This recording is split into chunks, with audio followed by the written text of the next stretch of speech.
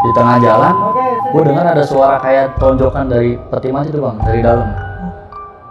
Mungkin 2-3 kali lah kayak gitu, dari kayak ada yang berontak lah gitu. Ada benda yang mukul dari dalam. Dek dek dek gitu. Di belakang puskesmas gue tuh ada kebakaran besar saat itu kan. Gue gagal lah gitu. Gue gagal nih bawa nyawa orang gitu. Itu gue nyesel di situ, kayak emosi lah, kayak nyalain diri gue sendiri gitu. Goyang-goyangin tuh peti jenazahnya, takutnya nggak masuk di relnya apa gimana, apa ada yang ganjal gitu kan. Gue rasa udah paten gitu kan, udah nggak ada yang bermasalah gitu kan. Udahlah, gue tutup lagi. Gue tutup, ketika gue tutup, di kaca belakang itu ada siluet bapak-bapak lagi duduk di peti matinya.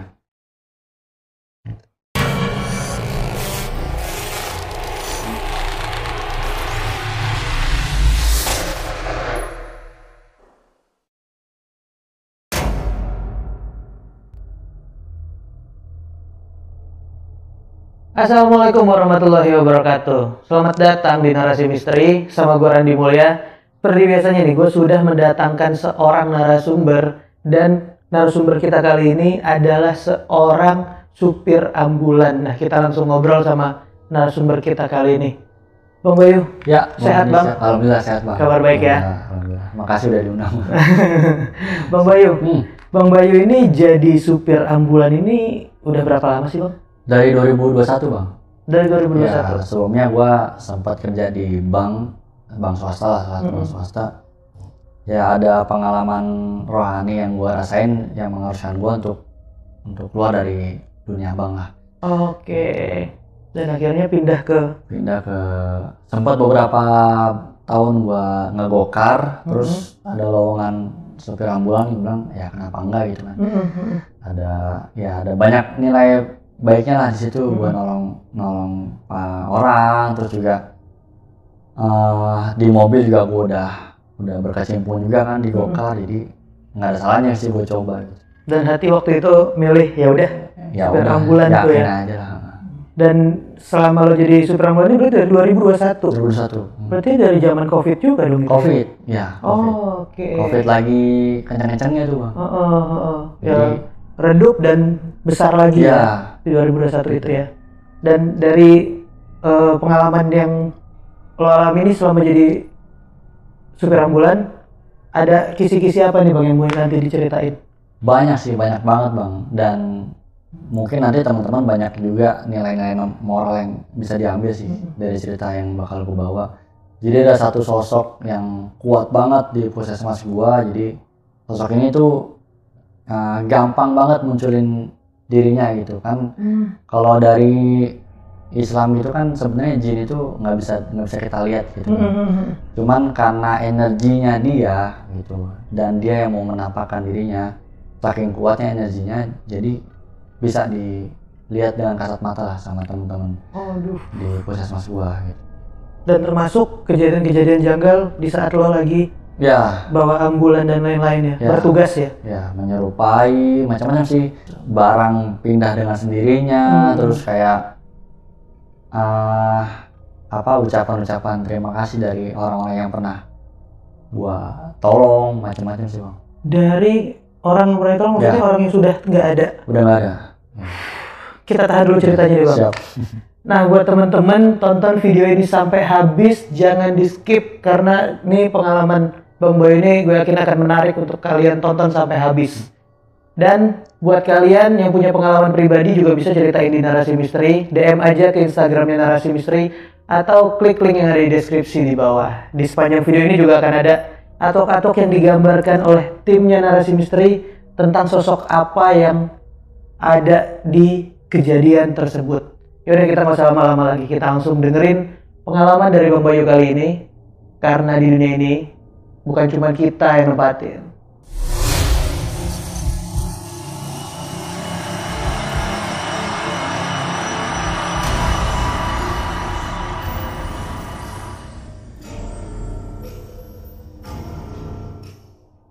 Bang Bayu, kejadiannya gimana nih awalnya? Jadi kan di puskesmas gue ini kerjanya 24 jam bang ya. Gue tuh masuk kadang di shift malam gitu. Nah shift malam itu dari jam 4 sore sampai setengah 8 pagi. Jadi gue nginep tuh bang di puskesmas. Oke. Nah, satu malam itu pernah sekitar jam 12 jam 1 lah. Gua ada rujukan ibu hamil ke rumah sakit swasta lah di dekat sekitaran puskesmas gua. Gitu. Nah, gua loading pasiennya ke ambulan dan di situ memang kondisinya ibu hamil itu udah ada pembukaan, jadi darahnya tuh sedikit banyak udah kena berangkar lah. Berangkar itu kan kayak tempat tidur portable yang ada di ambulan tuh bang. Oh, yang biasanya tarik-tarik? Iya, yang saya tarik dorong itu. Nah itu berangkar kita sebutnya. Itu ada bercekan darah lah di situ pada saat gua bawa ke dalam ambulan gitu. Nah, gua nganter ke rumah sakit tuh lancar tuh bang. Sampai gua loading, gua serah terima sama pihak rumah sakit, sampai gua balik ke puskesmas. Nah, gua balik ke puskesmas, biasanya kan setelah gua rujuk, gua cuci tuh bang, gua sterilin tuh semua, berangkar, ambulan segala. Cabin pasien yang belakang tuh semua tempat duduk keluarga tuh di ambulan gue bersihin semua. Bagian dalam semuanya dibersihin? Semuanya gue bersihin karena takutnya ada pasien lagi udah steril lah gitu. Apalagi kan zaman itu sekitar 2022 itu masih ada covid lah saat itu kan, jadinya rajin banget gue untuk sterilin ambulan gitu. Nah pada saat gue sterilin ambulan itu kondisinya itu udah hujan bang, beda sama sebelum gue nganter pasien. Pas gue balik itu udah deres lah gitu. Nah, gue cucinya seadanya gue aja, karena kan udah hujan deras juga. Gue malam takutnya gue kena air hujan nanti malah gue jadi nggak fit kan. Nah, situ gue agak siram sekedarnya aja lah gitu, nggak kayak biasanya bisa gue sabunin, gue bersihin semuanya. Nah, di situ gue masukin lagi bang berangkarnya ke ambulan gitu. Gue masukin ke ambulan, gue tutup lah ambulannya kan, pintu belakangnya gue tutup. Gue naik ke lantai 4. Nah, di situ gue naiknya nggak lewat lobi bang, karena emang SOP-nya dari kita nih, dari para driver ambulan ketika rujuk pasien, perawat semua bidan, setelah pulang ngerujuk nggak boleh lewat lobi karena takut terkontaminasi sama pasien lain bang. Oh. Gitu. Karena kita dari rumah sakit nih, kita nggak tahu ada virus yang nempel ke badan kita apa gitu. Ketika kita sampai puskesmas, ada pasien yang mau berobat kan, takutnya dia dalam kondisi yang sehat. Kalau kita lewat situ malah nanti jadi sakit. Gitu. Akhirnya udah gua naik ke tangga darurat. Jarak dari ambulan ke tangga darurat tuh sekitar ya 15-20 meter lah bang. Dekat gitu, dekat banget gitu. Nah gua tutup ke pintu ambulan, berangkar gua udah masukin, gua naik. Niatnya gua mau bersih-bersih lah di atas gitu menjelang subuh kan. Itu udah sekitar jam 2:30 tuh bang, setelah selesai ngerujuk.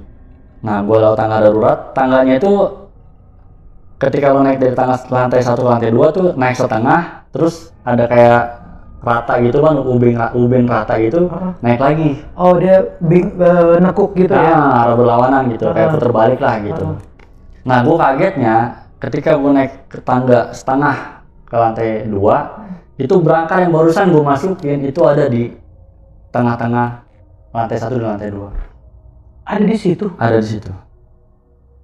Ini berangkar dari mobil lo yang lo tahu, ini berangkar punya lo? Ya, yang barusan gue taruh. Gitu. Dan tiap ambulan itu ada berangkar kan bang ya, dan berangkar itu tuh setiap ambulan tuh beda tipenya bang. Ambulan gue ini kan yang biasa buat merujuk pasien, ambulan HiAce ya, Toyota HiAce yang buat travel kalau lo lihat ya di jalan ya. Nah itu pakai ambulan itu, dan itu tuh berangkarnya beda sendiri, agak berat dan lebih kokoh lah gitu. Dan mobilnya pun mobil gede ya? Beda sama gua ada ambulan EPV juga, ya lebih kecil sedikit lah dan beda banget materialnya gitu. Itu yang cuman berangkarnya cuma satu itu. Jadi yang ya itu pasti punyanya ambulan HiAce yang barusan gua pakai. Gitu. Di situ gua berpikir ini gua pasti disangin. Gitu. Nah itu tangga bang, nggak mungkin sendiri gitu gotong berangkar, apalagi naik tangga. Kalau dorong tarik di lokasi yang datar, itu gue kuat walaupun ada ibu hamilnya di atas berangkar itu kan, karena ada rodanya kan dan rata gitu. Nah ini tangga.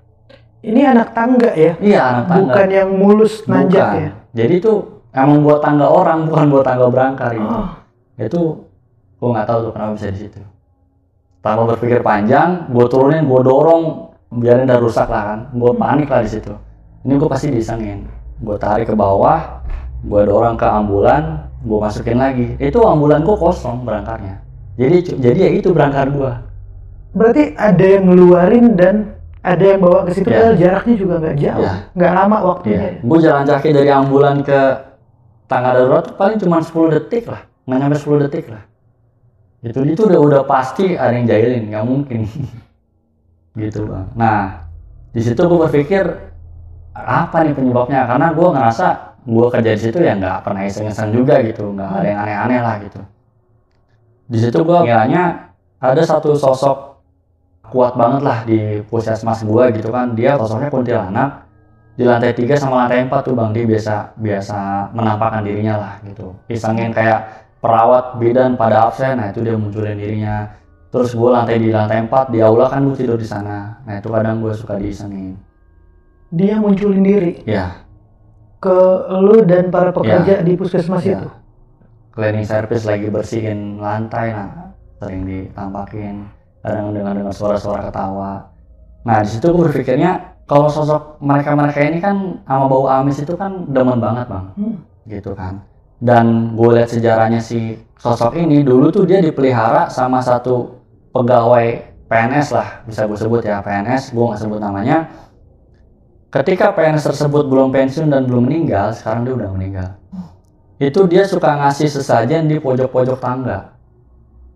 Gitu, untuk ngasih makan si sosok ini, sosok si kuntilanak ini. Gitu.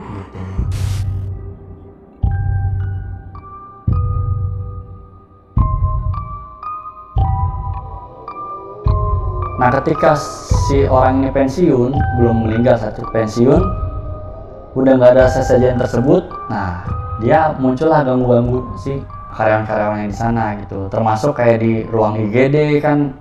Kalau ada tindakan pasien ada berdarah, ada bau amis, apalagi ruang bersalin. Kalau ibu hamil itu kan ngelahirin pasti ada darahnya kan bang. Nah itu dia sensitif banget soal itu, pasti ada gangguan. Nah gue berpikir di situ apa karena gue nyuci berangkarnya kurang bersih ya, tadi kan gue karena hujan kan gitu. Jadinya ya itu mengundang si sosok tersebut untuk ngisengin gue lah. Gitu. Dan ini kejadian yang emang susah dinalar karena nih berangkar ada di atas itu juga nggak mungkin karena tangganya tangga orang. Anak tangga lah gitu, beda kan. Ada kalau emang khusus untuk ada rel rodanya itu kan ada agak datarnya, terus sampingnya ada anak tangga. Ini beneran untuk orang, nggak. Dan sosok ini udah juga banyak ngeganggu sama sering karyawan-karyawan di sana ya. Sering kayak menyerupai cleaning service, dokter. Pernah tuh dokter ya, dia menyerupai dokter pada saat gua ada laporan akhir tahun 2022 kemarin. Itu kan gua disuruh bikin sama atasan gua daftar rujukan COVID di tahun tersebut, tahun 2022 gitu. Untuk gua bikin SPJ tuh bang, bikin SPJ COVID saat itu. Nah rujukan pasien COVID itu yang pegang si dokter itu, PIC-nya. Nah maghrib gua ke ruangan dia, masih belum pulang tuh bang, masih kayak pintunya masih kayak setengah kebuka gitulah. Gue datang ke sana, dia ngebelakangin gua. Jadi denah si ruang kerjanya itu ada tempat tempat tindakan pasien, ada kasur pasien, terus ada tirainya tuh bang. Nah dia tirai itu terbuka setengah, nggak nutup full.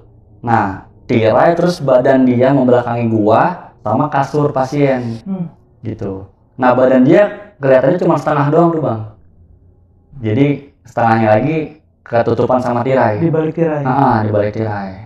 Gue pikir dia masih kerja lah, merapin berkas. Karena di kasurnya itu ada kayak berkas-berkas gitu bang, yang buku-buku segala lama gitu. Gue teriak dari pintu, dok, izin dok, bagi daftar rujukan COVID tahun 2022, gue diminta TU nih, gue bilang gitu. Dia nggak ngomong apa-apa, ngasih pakai tangan kirinya, gitu. Nah di situ gue pikir nih mungkin lagi kusut kali nih ya kan, akhir tahun gitu kan, laporan banyak, dia nggak banyak ngomong gitu. Oke dok, gue ambil bang, gue ke lantai 4, makasih dok, lantai 4. Gue cek kan, gue tidur lantai 4 ya, sambil laptop gue tuh udah di lantai 4 tuh, gue udah siap bikin laporan. Di lantai 4 gue cek, bukannya daftar rujukan bang, tapi daftar surat kematian 1 tahun ke belakang. Gitu. Nah di situ gue belum berpikir macam-macam. Ini apa karena dokternya salah ngasih, gue bilang gitu kan.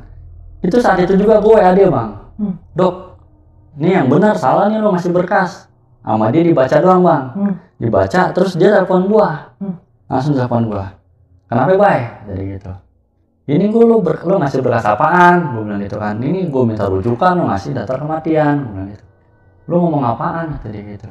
Kan tadi gua ke bawah, ke ruangan lo gua ngambil berkas. Gua hari ini cuti bay, lo ngomong sama siapa? Gitu. Nggak datang tuh ya ke... Dia nggak ada, hari itu dia cuti. Gue penasaran bang, gue video call dia. Gue video call di rumah, di kamar.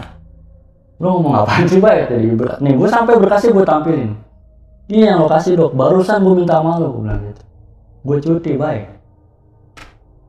Apalagi? Gitu. Itulah menyerupai sosok kayak gitu. Ya sering kayak cleaning service lagi nyapu, gue tegur sama perawat apa. Nggak jawab, nggak taunya hari itu dia libur si cleaning service-nya. Terus cleaning service-nya udah pulang, udah jam berapa, dia masuk sore gitu kan. Kayak gitu sosok di proses. Dan ini ada biangnya sebelumnya ya. Nah, iya, ada itu. yang ngasih makan itu tadi ya. Nah terus setelah kejadian ini ada kejadian apa lagi sana bang? Masih pas suasana covid sih bang, saat itu gue jaga malam juga kan, masuk malam, jadi gue nginep di puskes. Sekitar jam 2 malam itu ada laporan warga nih, warga datang ke puskesmas. Dia bilang ada keluarganya, anggota keluarganya meninggal dan butuh dibikinkan surat kematian. Gitu. Nah kita kan SOP dari puskesmas itu kalau ada laporan seperti itu, kita datang dulu nih ke rumahnya nih. Gue sama perawat nih bang, datang ke rumahnya, diantar sama si pihak keluarga itu, gitu. Memastikan si jenazah ini meninggalnya karena apa, indikasinya apa, rekam medisnya seperti apa gitu kan, ada sakit apa gitu. Kita nggak serta-merta bikin surat kematian gitu aja gitu kan. Takutnya meninggalnya nggak wajar, nanti kita dituntut kan, seperti itu. Datanglah gue pakai ambulan tuh sama teman gue, ngikutin si bapak ini yang melapor nih ke puskesmas. Dia naik motor, nggak jauh bang dari puskesmas gue, di belakang puskesmas gue lah lokasinya gitu. Setelah gue ngikutin dia, gue berhenti di salah satu panti jompo gitulah. Di situ sepenglihatan gue di depan itu kayak ada lambang teman-teman Nasrani lah, lambang salib gitu kan. Gitu. Nah mungkin pengurusnya apa gimana, yayasannya ya memang dari teman-teman Nasrani nih yang punya gitu. Akhirnya udah gue buka pintu masuk ke dalam, gue disambut sama 4 biarawati bang. 4 biarawati itu ya pelayan si panti-panti apa namanya? Panti jompo ini. Pasien-pasien jompo ini gitu kan. Terus udah teman gue nanya di mana pasiennya gitu kan, almarhumnya di mana.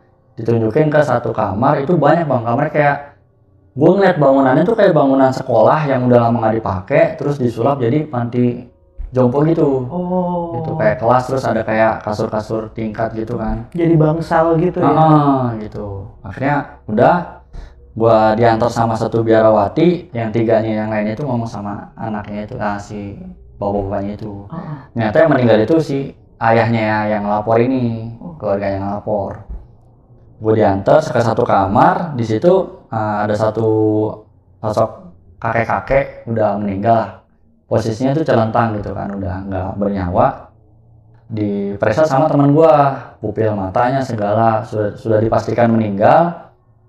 Dikasih tahu nih biarawatinya, Bu, SOP-nya dari puskesmas, kita harus swab dulu ya Bu ya jenazahnya ya. Kalau misalkan COVID, ya kita harus proses sesuai COVID jenazahnya gitu. Nanti kita kasih tahu lah seperti apa teknisnya, katanya gitu. Oh yaudah Pak, ngomong aja sama si keluarganya, katanya gitu. Dipanggil lah keluarganya. Kita swab positif tuh bang, COVID. Positif COVID, mau nggak mau. Kan harus disaksikan kan pada saat gue nyolok, jadi jangan sampai ada manipulasi apa gimana gitu kan, jadi fair gitu, emang COVID gitu kan. Beredar isu di masyarakat kan, di COVID-COVIDin nih, ini kan, makanya menghindari itu gue panggil lah si keluarganya biar saksi. Tapi Bang Bayu ini di sana pakai APD atau gimana? Nah pada saat itu belum bang, belum pakai pada saat itu, tapi gue udah pakai handscoon sama masker double untuk antisipasi kan. Baju masih baju dinas gua ya, makanya setelah itu pasti gue bersih gitu, walaupun dia COVID atau enggak tetap gue ganti baju semua, gue mandi gitu. Emang protapnya seperti itu. Nah gua colok sama si perawat, COVID nih bang, dikasih tau lah ke keluarganya gitu kan. Nah ternyata setelah dikasih tahu itu ditanya nih proses seperti apa. Nah nanti kita plester pak jenazahnya, terus kita masukin peti jenazah, kita lem, terus kita plester lagi gitu. Seperti itulah, kantong jenazahnya kita plester lagi, baunya benar-benar rapet lah, benar-benar steril gitu. Terus nah biar awalnya nyeletuk nih bang, bapak maaf, ngomong ke anaknya si almarhum kan, bapak maaf, almarhum sudah mualaf. Jadi gitu. Nah di situ juga sinkron tuh bang, pada saat gue masuk ke ruangannya tuh ada beberapa panduan-panduan sholat, terus ikro, kayak gitu-gitulah, buku-buku pelajaran Islam gitulah. Tapi gue nggak berani nanya gitu, karena sensitif banget kan, apalagi ini basicnya panti jomponya punya teman-teman Nasrani gitu loh. Nah, sensitif banget kalau gue nanya duluan gitu. Akhirnya nyeletuk sendiri tuh biarawatinya, dan gue respect banget ya, dia mengakui gitu. Even itu punyanya teman-teman Nasrani ya, kalau emang dia udah mualaf ya dia mengakui gitu. Itu gua respect banget sih gitu, menghargai banget gitu. Menghormati si almarhum juga ya. Gitu. Nah, lebih respectnya lagi anaknya terima bang, gitu. Anak yang cowoknya terima gitu. Jadi di situ gua ambil kesimpulan, ya udah bu, apa ini saya mandiin sebisa saya. Terus saya bilang itu sebelumnya bang, ada ustadz gak di sini? Saya bilang gitu. Karena proses Islam kan panjang, ada harus dimandiin dulu, nanti disolatin segala, dikafanin gitu. Nah si biarawatnya nyeletuk, sebelumnya saya udah cari pak, sebelum bapak datang gitu, untuk antisipasi ini. Cuman di sini ada tapi takut pak karena COVID apa segala gitu. Dan agak susah juga nyari di sini karena kebanyakan di sini non muslim pak lingkungannya. Kayak gitu. Terus gue nanya ke perawat kan, teman gue, gimana nih bang gitu. Udahlah sebisanya kita aja, walau alam. Akhirnya gue wuduin tuh bang, gue lap seadanya, gue minta lap sama si biarawati kan. Alhamdulillah dia tuh nggak ada gelagat-gelagat orang kecewa gitu ya. Gue jujur bang ya, sebagai muslim, ketika ada teman gue yang berpindah keyakinan itu dari muslim kemana lah gitu kan, sesuai pilihan dia, ada rasa kecewa pasti ada, itu manusiawi ya menurut gue gitu ya. Begitupun teman-teman Nasrani gitu, cuman dia nggak menunjukkan itu biarawatinya itu gitu. Fair lah, maksud gue itu respectnya gue di situ gitu. Sampai gue sediain ember, ini pak kalau memang butuh gitu. Keadaannya tuh emang ini banget gitu, khusus banget. Gue juga nyari ustadz juga nggak bisa gitu. Udah gue wuduin segala, gue plester tuh bang, gue bungkus. Gue bilang gini, bu, kalau untuk bapak, kalau untuk COVID, kalau muslim itu ada di, aduh gue lupa di nama pemakaman khusus COVID gitu, di daerah Rorotan nah itu. Gue lupa nama TP Rorotan. Terus kalau mau nanti saya koordinasikan sama dinas pertamanan, kan yang megang itu bang. Saya ada kontaknya. Sebentar pak, si bapaknya ini, anaknya ini ngomong, sebentar pak saya tanya kakak saya dulu. Telepon tuh bang. Beberapa waktu kemudian datanglah si kakaknya ini, ternyata perempuan, cewek, anak pertama dari almarhum. Di situ marah-marah, dia datang tuh udah marah-marah, udah emosi banget ya. Siapa yang suruh dikubur gini lah. Terus saya nggak mau ya, pokoknya saya mau dikremasi. Gitu, mau dikremasi. Terus dia ngotot kayak gitu, terus padahal si biarawatnya udah bilang, bapak udah mualaf, saya pokoknya nggak mau tahu gitu. Diskusi lah anak si keduanya ini yang cowok sama kakak pertamanya, diskusi, dia berdua ngobrol gitu kan. Adanya diomel-omelin bang, dimarah-marahin sama si kakaknya itu, kenapa mau dimandiin gini gitu, sesuai Islam gitu ya. Kalau gua kan sesuai, kalau bapaknya udah bilang tadi, anak keduanya bilang ya udah gitu ya, mengikuti rekomendasi anaknya juga ya. Akhirnya si biarawati itu tuh nyeletuk gitu, pak ini yang ngurusin almarhum semasa hidup nih yang cowok pak, yang pertama ini justru yang naruh bapaknya ini di panti asuhan itu udah 6 tahun. Oh, si anak pertama yang marah-marah ini. Iya, gitu.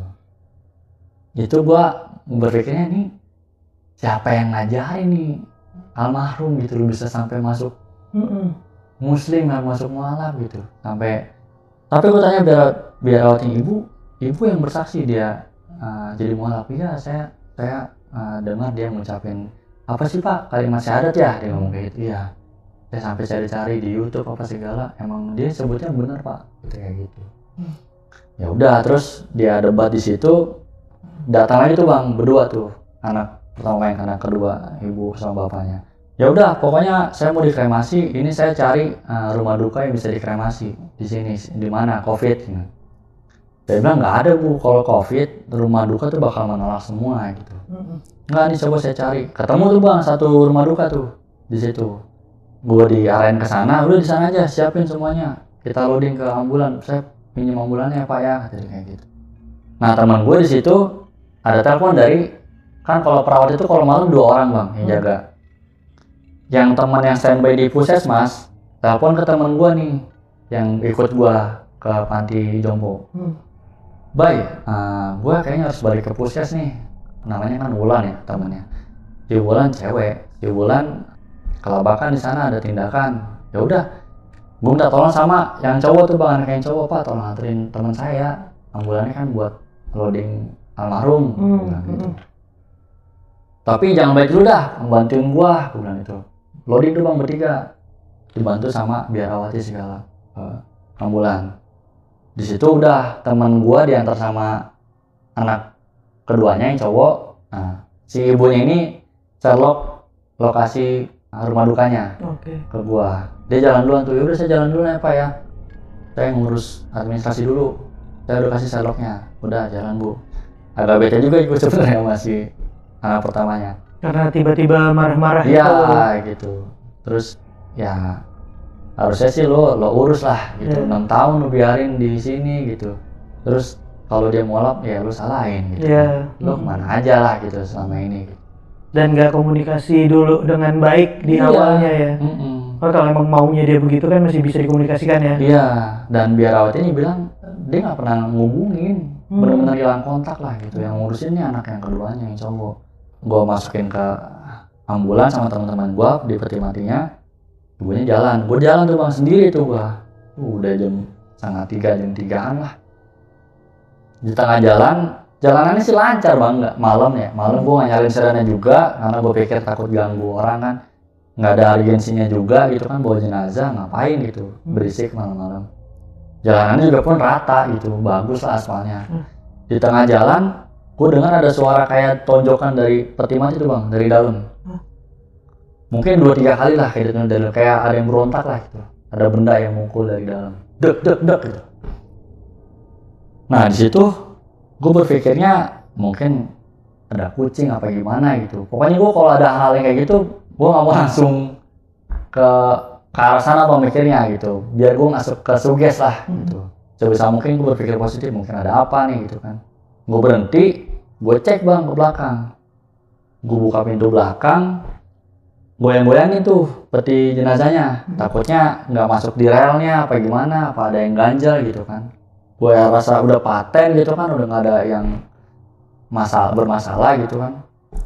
Udahlah, gue tutup lagi. Gue tutup, ketika gue tutup, di kaca belakang itu ada siluet bapak-bapak lagi duduk di peti matinya.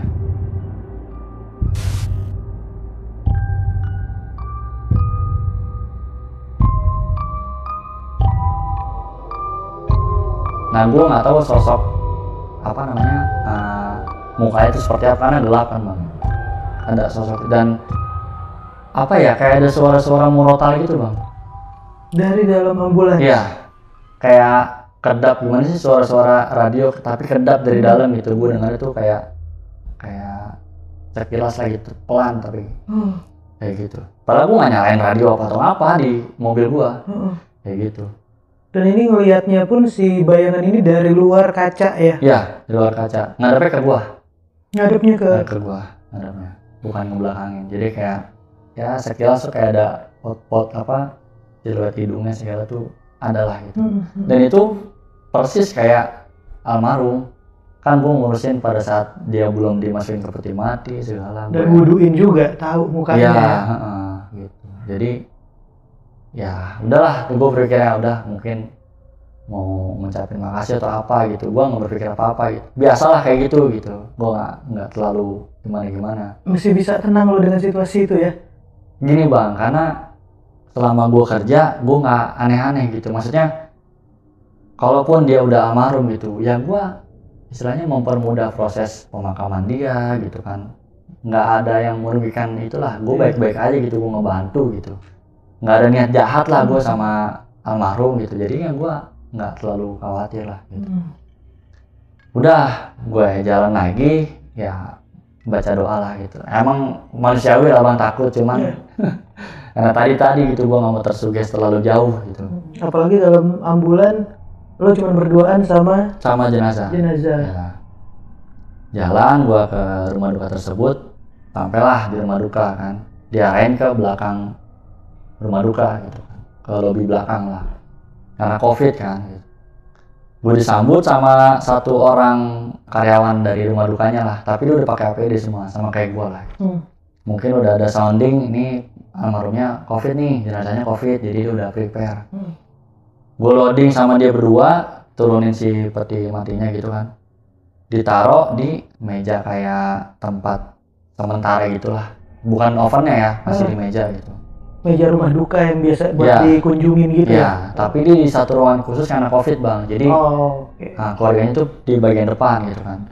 Karyawannya itu udah persiapan tuh bang, kayak nyalain ovennya segala kayak gitu-gitulah, terus diminta data dari si almarhum gitu kan. Bang, ini kalau peti mati gini sama ada plastik di dalam, lebur gak gitu kan? Karena setahu gua rumah duka tuh pada nggak mau terima bang kalau covid, karena kan ada partikel lakbannya, terus kantong mayat itu kan lumayan tebal tuh bang. Gua bilang gitu. Terus peti matinya, lemnya nanti keganggu loh sama hasil pembakarannya, gitu, debunya apa gitu kan, abunya. Oh bentar bang ya, kalau hancur sih hancur bang, kata dia gitu, cuman takutnya nanti si keluarganya ada yang aneh nih di abunya. Ya udah konfirmasi dulu bang, konfirmasi ke depan, gue tungguin kan, balik lagi dia, terus nggak apa-apa bang, kata dia gitu, dia nggak mau ambil pusing, yang penting dikremasi aja gitu. Oh ya udah kalau kayak gitu, gua masukin tuh berdua tuh bang ke oven, dan gue dorong ke oven. Nah gue mundur kan, nah si karyawan ini, si pegawainya ini mau nutup pintu dari si mesin oven itu. Nah itu karena gue pernah kerja di bank ya, tahu berangkas bank, duit bank tuh kayak apa gitu kan, tebelnya pintunya, bukannya bersih lagi bang, tuh udah batu. Gimana sih yang ditutupnya tuh bunyinya tuh udah beda gitu. Berat banget. Terus kayak ada roda di tengahnya untuk kayak ngoncinya gitu lah. Pada saat dia nutup itu nggak tahu kenapa bang, dia kepental ke belakang, pintunya tuh kebuka kencang. Itu dia juga kaget tuh, si pegawai itu kaget. Jadi kayak gue ngeliatnya itu dia butuh effort bang untuk dorong gitu. Itu kayak mental sendiri dari dalam, kayak ada penolakan. Si pegawainya kaget gitu, dia langsung sensitif. Bang, ini ada apa nih, jenazahnya kenapa nih, langsung nanya ke gue. Bang maaf nih, gue baru buka gitu, ini jenazahnya almarhum ini udah mualaf, cuman pihak keluarga pengennya tetap dikremasi. Kenapa begitu, katanya, ikutin aja, harusnya ini hak jenazah lah, katanya kayak gitu. Terus abang udah apain aja gitu, abang muslim kan, dia nanya gitu. Alhamdulillah saya muslim gitu, saya mau marah saya nggak ngerti, katanya gitu. Nah disitu gue berkesimpulan dia non muslim bang gitu.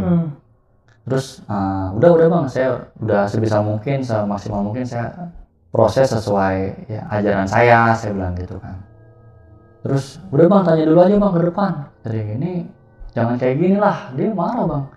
Jangan kayak gini lah, kita harus hormatin haknya si almarhum, katanya kayak gitu, kasihan lah katanya gitu. Gue tanya bang ke depan, jalan tuh gue ke depan. Disitu anak pertamanya, anak keduanya udah datang tuh, yang habis ngantar temen gue. Gue tanya mau ngajak ngomong sih ke yang cewek kan, ke anak pertamanya. Wah ngotot dia, diomelin habis gue. Gue bilang, Bu mohon maaf sebelumnya, ini kan bapak mualaf. Gue langsung ditunjuk pakai, kamu jangan coba-coba intervensi saya, ini orang tua saya, ini hak saya gitu. Saya mau dikremasi. Ya gue mau ngomong apa bang, dia keluarganya, dan gue udah semaksimal mungkin gue coba gitu. Mau gue ramein juga nanti instansi gue ke bawah-bawah, ya kan, terlalu ikut campur, itu masalah juga gue gitu. Disitu gue berpikir tuh sembari jalan ke belakang lagi, gimana nih kan. Udahlah, gue ingat udah diwuduin juga kan, udah gue jalanin rukun yang lainnya kan untuk proses pengurusan jenazah sesuai Islam. Gue bilang ke pegawainya yang nunggu di belakang, bang, izinnya gue sholatin dulu deh, mungkin nih ngeganjal karena ini kali, gue bilang gitu kan. Ya udah bang, silakan aja, saya nggak ngerti gitu. Saya menghormati lah, katanya gitu. Itu respect juga gue sama dia gitu loh. Ya fair lah, dia mengakui dia mualaf even udah jadi jenazah gitu kan, menerima dan menghormati tata caranya ya. Yaudah bang ya, saya tinggal ya abang, ini aja sesuai ajaran abang. Itu gua ngomong bang sama si jenazahnya, petinya gua buka, gua ngomong sama jenazahnya, bapak ini mohon maaf, saya udah coba lakukan yang saya bisa lah gitu ya, saya turut prihatin, gua doain tuh bang, saya sholatin ya pak ya. Udah gua sholat sendiri bang, sholat jenazah sendiri sampai selesai. Gua doain sebisa gua panggil lah si pegawai rumah dukanya, bang udah selesai bang gitu, tutup lagi tuh petinya bang, kita dorong lagi. Alhamdulillah lancar, nggak ada gangguan apa-apa lah setelah disolatkan ya. Terus ya kalau bisa ngomong mungkin dia nggak terima kali bang di proses seperti ini. Cuman gua pas di kremasi itu oven nyalain, gua nangis tuh bang. Beban banget tuh ya. Iyalah, ya istilahnya ya walaupun gimana ya, karena gue seiman juga gitu, walaupun nggak bisa kayak gitulah gitu. Ini cara yang salah untuk almarhum nih gitu. Iya gitu, kasihan lah, dia harus dapat haknya juga gitu. Pengen gue bikin rame gitu, cuman nanti gue keseret-seret, instansi gue puskesmas gue keseret-seret, pekerjaan gue jadi nantinya gimana kan ke depannya gitu, diramein sama si ini. Gue udah coba ngomong, komunikasikan ke keluarganya juga nggak terima, ya mau gimana gitu. Udah gue balik ke puskesmas, sampai puskesmas gue cuci semua segala kan kayak gitu. Itu udah menjelang subuh lah bang, gue bersih segala. Nah gue sholat di situ, sholat subuh. Itu kan gue kalau lantai 4 itu bang, gue cuma sendiri, tidur gue di aula. Nah penerangannya itu lantai 4 itu setiap malam tuh pasti minim karena nggak ada pelayanan bang. Pelayanan 24 jam itu cuma di lantai 1 sama lantai 2, paling lantai 2 kan farmasi ya, orang ngambil obat gitu. 3 sama 4 itu benar-benar gelap, cuman beberapa lampu yang nyala lah untuk penerangan sedikit lah gitu. Akses lorong kayak gitu. Aula pun gelap juga gitu, cuman ada 1-2 lampu yang nyala. Gue sholat subuh lah biasa gitu. Nah lo kalau sholat itu kan kalau ada yang yang ngikut di belakang makmum, kantong mata lu kadang tuh berasa kan bang? Di ekor mata kelihatan. Nah ekor mata tuh kayak ada yang ngikutin lah gitu. Itu ada satu sosok yang ngikutin gue sholat subuh, dan setiap gerakan yang gue lakukan itu dia selalu telat bang. Kayak gue sholat takbir gitu kan, sekian berapa detik gue udah baca Al-Fatihah segala, dia baru takbir. Itu gue jujur gue takut bang, cuman gue tetap ya harus khusyuk lah sholat gitu, tetap ini aja gitu, fokus aja sholat gitu kan. Gue ruku, gue tidak, dia baru ruku kayak gitulah. Kayak orang baru belajar sholat gimana sih, kayak masih harus ngikutin, nggak ngerti lah gitu. Dan ketika gue salam, itu sosoknya persis banget kayak kakek yang barusan gue tolong. Itu gue itu bener-bener gue ngeliat mukanya segala, tapi nggak tahu kenapa bang ya, kayak wajahnya tuh lebih bersih aja gitu, lebih kayak cerah, tapi gimana ya, itu kan gelap jadi kayak beda aja kayak pas gue ngeliat pertama kali di panti jompo gitu. Kayak lebih sedikit cerah lah mukanya gitu.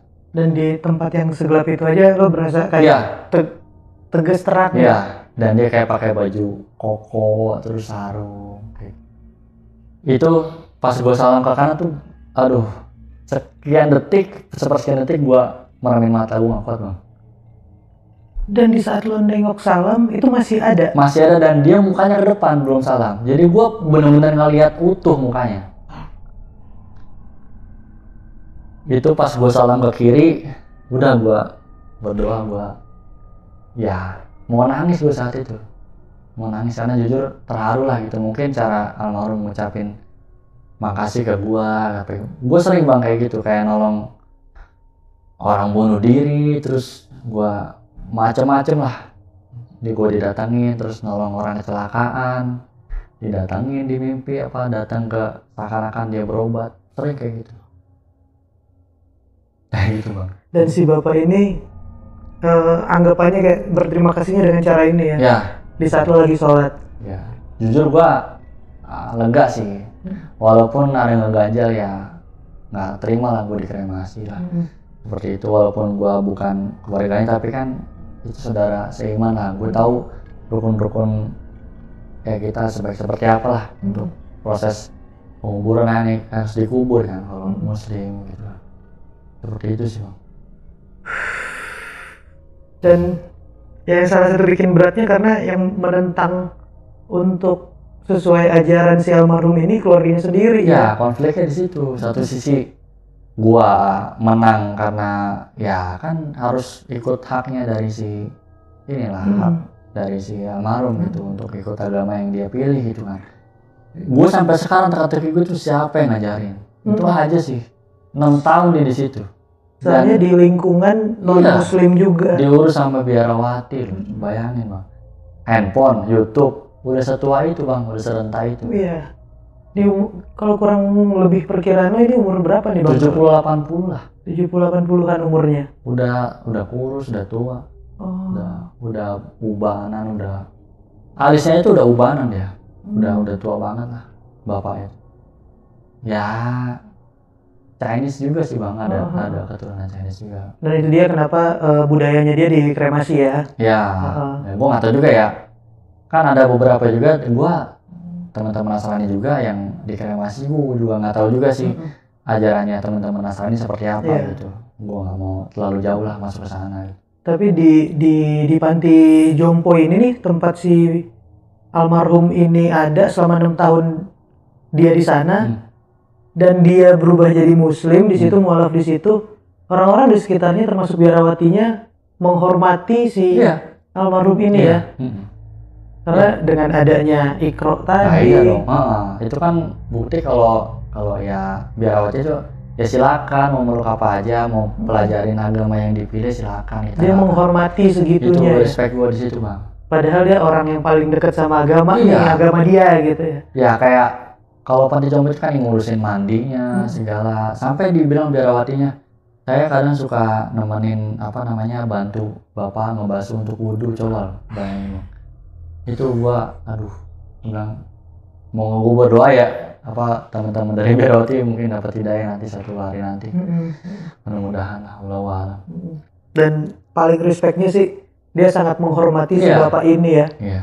Even keluarganya nggak terima, tapi dia tetap berusaha ya. Ibu harus menghormati. Kayak gitulah.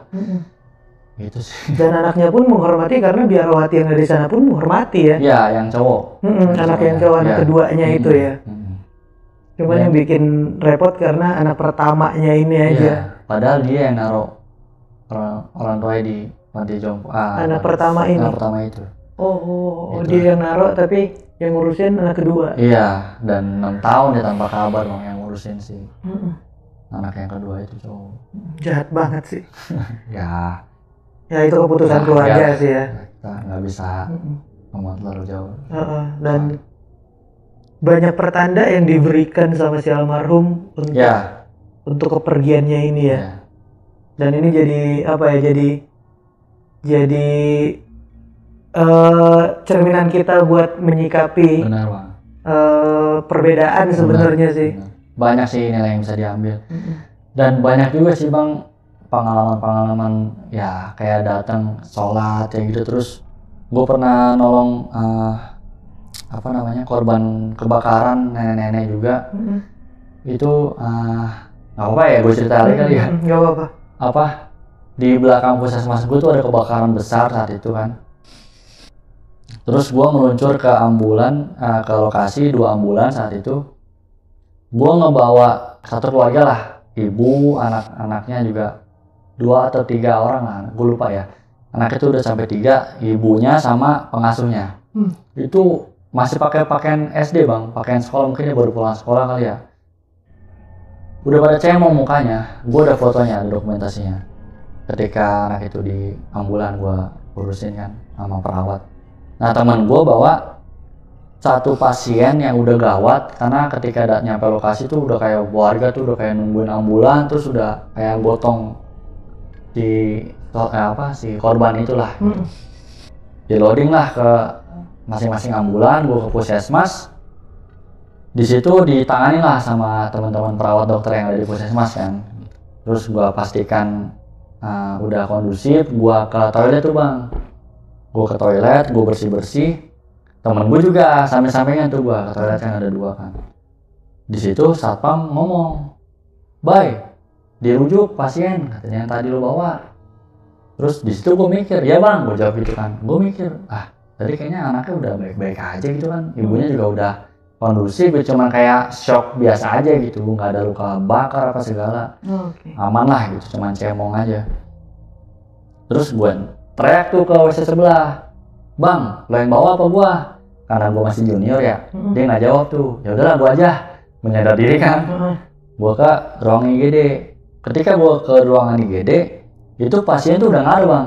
Gua lihat kriteria sebelah udah nggak ada lah. Mana pasiennya? Gua nanya ke dokter kan. "Udah bang, udah ke ambulan lo, udah siap." Gua ke depan aja gitu bang. Gua ke depan, perawat tuh udah di belakang tuh bang sama pasiennya. Di situ gue nggak ngelihat pasiennya, pokoknya gue udah ke ruang kemudi kan, ke ruang sopir. Si perawat lagi 2 orang lagi kayak masang-masang alat detak jantung segala, udah sibuk sendiri lah. Lagi tindakan lah. Lagi tindakan, ditutup lah pintu sama si security. "Ayo bay, kita ke rujuk kata dia gitu. Ke rumah sakit rujukan. Nah, ada 2 rumah sakit bang. Yang pertama rumah sakit A gue sebutnya ya. Rumah sakit A itu deket banget sama puskesmas gua. Tapi kecil rumah sakitnya. Rumah sakit B agak jauh, tapi rumah sakitnya cukup besar lah gitu. Kata teman gue nih perawat, gue nanya, "Bang, ini kemana nih?" "Rumah sakit B aja, ini udah gawat banget nih, udah kode merah tuh udah paling darurat, pasiennya tuh udah darurat banget, udah istilahnya udah di ujung lah gitu. Kritis. Udah kritis banget." "Oke siap." Nah ketika gue mau lewatin rumah sakit A, si perawat gedor-gedor bang ke gua, ke jendela itu kan pemisah. "Bang, udah ke rumah sakit aja nih, udah gak ketolong nih." Gue belokin tuh bang langsung. Gue belokin, nah itu di halaman IGD aja, belum gue masukin ke ruangan rumah sakit, si perawat udah nyuruh gue ke ruangan belakang. "Bay, tolong senterin." Nah itu gue pertama kalinya ngelihat sosok korban itu. Ibu-ibu udah ngap-ngapan gitu bang, nenek-nenek. Gue suruh megangnya senter kan, dia kayak ngecek pupil matanya, terus lidahnya segala. Sampai teman gue satunya detak jantung, pokoknya ya gue gak ngerti bahasa medisnya apa ya. Dipastikan meninggal di situ, udah meninggal, tapi tetap dibawa ke IGD bang. IGD dari rumah sakit itu. Dia mungkin alatnya ada lebih lengkap lah. Udah di situ gue sama perawat bengong kan, itu kan udah dipindahin. Karena gini bang, kegagalan utamanya seorang sopir ambulan, ketika lo rujuk pasien tuh meninggal bang di jalan itu tuh kayak gue gagal lah gitu, gue gagal nih bawa nyawa orang gitu. Itu gue nyesel di situ, kayak emosi lah, kayak nyalain diri gue sendiri gitu, walaupun ya memang mungkin udah umurnya dari ibunya juga gitu kan. Udah di situ diurus sama rumah sakit yang A itu, gue balik lah sama si teman gue. Nah itu gue besokannya, gue masuk malam, gue tidur, gue kayak mimpi gitu bang, mimpi nggak mimpi ya, tapi kayak setengah sadar gitulah. Gue ada di satu